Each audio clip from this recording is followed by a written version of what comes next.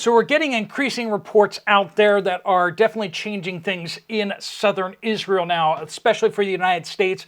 We are now hearing that several squadrons of United States Air Force jets have been deployed to the region, as well as one of our carrier battle groups is moving into the area. Reports are that dozens, potentially, of United States citizens have been abducted into Gaza. That is certainly going to change things on the ground. The United States military almost certainly will get involved if there are American hostages there. We're also hearing reports that multiple American citizens have been killed in the attacks, and that, of course, also is going to color a lot of what's going on there. So we're getting a lot of reports, and we're going to dive into a little bit of speculation here too. We're going to look at some air bases in the area. We're going to have to speculate and fill in a little bit of the gaps of where our military forces are going to be deploying, and also what type of units we'll be deploying, and what options the United States is going to have potentially to present to the President of the United States. This is a very dynamic situation, and of course a lot of the stuff is not going to be publicly stated, but we can kind of piece things together given how the United States has operated in the past, plus the fact that we are going to be operating in conjunction with Israeli forces, and we also have to deal with other forces in the area like Syria, Egypt, Saudi Arabia, Jordan. It's a complicated situation. We're going to be talking about what this may mean for United States soldiers and what may be taking place next. All right, so welcome to the Poplar Report. I'm Steve Poplar, and we try to give you daily updates on what's going on out there, actually multiple daily updates, and we got a lot of information flooding in, but let's start with the most important things. First thing is, where is the United States carrier battle groups? The closest carrier battle group, which has already been redeployed and is moving towards Gaza, and considering where it was in the Ionian Sea, just south of Italy, it should be there within 20 hours of whenever it got the orders to move into that area. I imagine when they started hearing about this, they started moving. So it's fair to say that the carrier battle group is somewhere in the area already by now.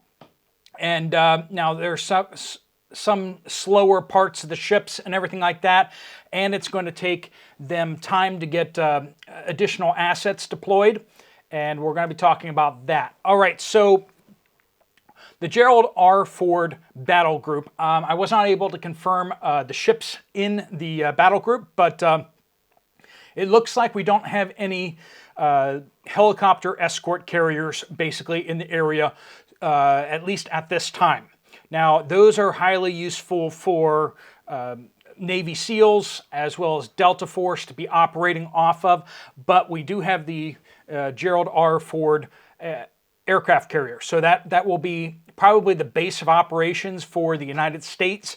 And the United States is going to have to be careful too, because Gaza just fired 5,000 plus missiles, and we haven't gotten recent counts on that, potentially continuing to fire missiles at Israel. Would they potentially start trying to rain down those missiles on a U.S. aircraft carrier if it's close enough to the coast?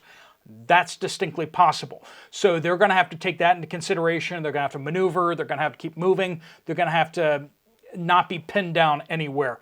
And I'm sure Gaza has, and Hamas has definitely taken into consideration that the U.S. carrier is in the area and that it would move towards Israel very quickly. Now, Israel's going to try to control that coast. So Israeli destroyers and frigates are probably going to be operating off the coast heavily to control, make sure there's no more ships coming in with arms or supplies into Gaza. Also, they may be moving into the area to give fire support to operations on the ground there too, and potentially even launching strikes against what they consider to be military targets. We're not going to get into the politics of that. I know some of you are probably kind of more on the side of the Palestinians than on the side of Israel. I know that we have a lot of people from a lot of different perspectives and thoughts on that. We're going to cover this kind of how the operations that are going to happen are going to be impacting the United States, and this is going to kind of also carry over to Europeans. So we don't have any word yet on how many Europeans may have been taken hostage as well, but there was a major rave concert that thousands of people were at. That's where we get the shots of the paramotor jihadis coming in, and they apparently opened fire on the crowd and took people hostage from that rave. Because it was a concert, quite possibly Europeans were in that mix as well as the Americans, and so that's where a bunch of the hostages were taken from. It's chaos there, so it's hard to say who's been taken, where they've been taken, and we'll probably be getting demands and such like that from Hamas as the days unfold here. They'll probably start trying to tell Israel and the Americans who they have in custody, well, who they've taken hostage. And now, one of the things that we need to discuss here is that Israel, a lot of people do have joint citizenship, right? So a lot of tourists are in Israel from abroad, as well as the fact that a lot of Israelis have citizenship in the United States and elsewhere. Now, commercial flights, we've heard most of the commercial flights seem to have been shut down. Now, I don't know if there are any carriers that are still operating out of Israel at this time. It may be that no civilian airlines are flying at all. It's possible that some Israeli-based airlines are still flying. So there's a lot of foreign nationals, a lot of European citizens, Australians, Americans, and everything like that inside Israel that may not be in danger directly, but they want to go home right now. And so they're trying to get flights out, while at the same time we're seeing that commercial flights have shut down. So the United States Embassy in Jerusalem there, because one of the presidents at least moved it there, they are working overtime, I'm sure, trying to get arrange transportation to get the citizens that are in like Jerusalem and Tel Aviv out of the cities and out of the nation of Israel to other places. So they will probably start organizing airlifts, whether they're getting civilian airliners and putting basically Air Force pilots or other people to fly those planes under United States insurance, basically, and get those to fly somewhere to like Turkey or somewhere else to get them out of the country. So if you're in Israel right now and you're trying to get out, make sure you're talking to the U.S. Embassy, because they will be organizing flights almost assuredly. If you're, your ABCs, Americans, ABCs is like for Americans. If you can't get to an American embassy, you go to these other embassies, the Australians, the British, and the Canadians. But in Israel, of course, there is the U.S. Embassy, and it's well staffed. So a lot of people need to be talking to them, talk to your embassy to get out of Israel. If you have friends and family members in Israel that want to get out, make sure they're talking to their embassies, of course, and not just trying to book their own flights, because that may not work out. In best of times, flights into Israel tend to be adventurous, and so right now a lot of carriers are not wanting to fly in. All right, so that's the people that are not directly caught up in this that want to get out of Israel. Now we'll talk about the people that are kind of more directly caught up in this, that are either being held hostage or people don't know who they are. So if you have people that you love and care about that cannot connect you don't know what happened to these people, be talking to the U.S. Embassy. If you need to call in from overseas to try to tell them that you're looking for a so-and-so of a person, give them full, complete name, any information you can have, identifying information, they probably will want that, and then they will try to contact and find those people. Right now, the U.S. Embassy in Israel, I'm sure, is trying to find all the people that are U.S. citizens in Israel, which is going to be a monumental task, and trying to confirm where they are and whether they're safe or not, and trying to give them information on how to get out. They got the wardens working with them on that, I'm sure. I've worked in dangerous areas. That's why you have wardens. The wardens are supposed to be contacting the people that are permanent residents in that area. That way the U.S. Embassy only has to deal with the tourists and the temporary residents, as opposed to having to deal with all the long-term residents as well. So if someone's been taken. Now, this is where we start getting into a little more of the speculation mode. If someone has been taken that is a U.S. citizen, and this is probably going to go similar for other countries like British citizens and such. I imagine the UK is trying to deploy their special operations forces to the area. They may deploy to the US carrier battle group. If there are any Australians, they may try to deploy special forces too, or they may try to use the United States Special Forces to rescue their folks. But we will almost assuredly see SEAL Team 6. It's called DevGru, and they probably changed the name since then. The development group, which is SEAL Team 6. Also, Delta Force is probably operating in the area too. I imagine they probably are going to be trying to get all of their assets in the area. Multiple SEAL teams will probably be deploying to areas around. And they're going to be looking for opportunities. They need intel on where that person is. They're not just going to they can't just attack a city, right? They're going to need to have some sort of information on where the person is. And this is where the United States is probably going to be really, really terrible with the intelligence, because they're too busy targeting, Donald Trump supporters, as opposed to actually getting intelligence around the world. And where we're going to be really reliant is on Mossad, because they have a lot of informants over there, and hopefully the Mossad's able to get information on where certain hostages are being held, or where groups of hostages are going to be held, and then the United States military will probably be working in coordination with Israeli Defense Forces to launch raids to try to rescue these hostages, if they can do so.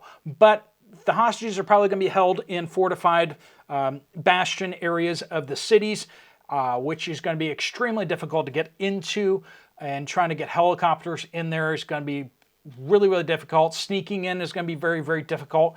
So what we're probably going to see is U.S. Special Operation teams are going to be deployed to the area, and they're going to be waiting for opportunities. They're going to wait for the intel, and then they're going to wait for what they see as a scenario in which they can probably... They need some probability of success. Rescue operations are extremely dangerous to hostages. When I got my hostage training, one of the things they told us is you don't want to be rescued, because a high portion of the people rescued in hostage situations have historically died. So this is one of those situations where they would want to do negotiations if possible. And in this situation, that's very difficult, because this is not just some hostage situation. It is wrapped up in a revenge and a situation where they're not just looking for money. So that's going to make things very difficult. They're going to have to weigh the risks of the operation against the risks that the hostages are going to be killed at some point. So that's going to be very difficult for them. I think that United States military personnel are going to be rather reluctant, and I mean their commanders, to deploy into Israel and into Israeli military bases, partially just because that's going to look like the United States military is siding directly and becoming a combatant in this thing. I think these forces are going to want to, so like our Air Force squadrons are probably not going to base themselves in Israel. They'll probably land at established U.S. military bases, one, because that's where we have the capabilities to support them. Incirlik, Turkey, is a major U.S. military base, but it's a little further away.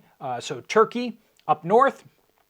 And then the closest one is Mufwaki Air Base in Jordan. I butchered that pronunciation, I'm sure. But in Jordan, we have a military base there, an air base. But where does Jordan stand in all this? That's probably our most reliable close air base too. Jordan's usually been willing to play ball with the United States as well as Israel, at least quietly so. But this may be too overt for them. So if we do deploy fighter jets, and we have multiple squadrons, they say, are going to be deploying to the area, whereabout is that going to be? Jordan does mean they have to fly over Israel, which is going to be touchy, depending on how well they can interface with Israel. Whereas offshore from the carrier, they're going to be able to fly directly. They have to get over Israeli warships, but they'll be able to directly access the Gaza Strip from there without having to fly over the Iron Dome and all that kind of stuff like that. That might be a little bit trigger happy right now. So U.S. Aircraft are going to be very wary of flying over Israel unless they can really integrate well with the Israeli Defense Forces anti-missile systems, because a stealth fighter jet might look like a missile because it's so small in the radar cross-section that the Iron Dome might mistake it for a missile and try to shoot it down, which would be obviously not good for anybody. So, and then also we do have the King Faisal Air Base over in Saudi Arabia. That appears to be in negotiations, and Saudi Arabia is probably going to be kind of wary about taking a strong side here. We haven't heard them do a strong condemnation of the attack on Israel, and they're kind of in a political situation here because they have a lot of conservative people, whereas the national leadership of Saudi Arabia is more liberal and willing to play with the international community. They have to keep their very conservative base under control there too. And if they seem to be taking too much of the side of the Westerners and the Zionists, that's going to put them in a political situation that's going to be very difficult for them to explain. They do rule with an iron fist, so there is that and that. Turkey has been moving hard right religiously with the Muslim extremists. So that will be a bigger problem moving forward. There were people in Turkey that were apparently celebrating this, and there's a pretty strong conservative, religiously Muslim wing in Turkey. People often underestimate that, whereas the government has been historically more liberal and more Western kind of playing, but they've been moving more conservative. But Incirlik is an ironclad U.S. military air base, and we do whatever we want there, and we have for a long time. So we're just going to deploy aircraft and stuff there, and Turkey may start to make a stink about it, but they really can't do anything about it at this point. It would be really big headlines if they do start putting their foot down, saying no, you can't do rescue operations out of there. But that is a big enough air base also that commercial jets could be flying out of Tel Aviv to Incirlik to get them out of Israel. So U.S. citizens and European citizens may be flown out there, and then they can get commercial jets elsewhere from there. So U.S. special operations are probably going to be looking very hard at the opportunities and taking them as they can. Now, one of the big things I need to put out there right now is if you're anywhere in Muslim countries and you're a U.S. citizen or you look like you're a U.S. citizen, if you're white and you look Western, you need to be careful. There are already reports of vengeance attacks out there. There are 2 Israelis and an Egyptian were killed in Alexandria, Egypt. This is something that we're going to be probably seeing not only celebrations across the Muslim world, but also attacks, opportunity attacks taken out against U.S. and Western people and targets. So we'll probably see some copycat type attacks across the Muslim world. So if you're already in the Muslim world and you look very Western, you should be being very aware of what's happening around you and be aware that you could be a target of an attack. So be careful about that kind of thing. So that's kind of what we're hearing out there, and that's the best information I can get to you at this time. I will be keeping an eye on these things, but stay safe out there and be praying for the people taken hostage. Be praying for the families that have lost loved ones over there on both sides of this. All right, folks, thanks so much for watching. Steve Poplar of the Poplar Report, out.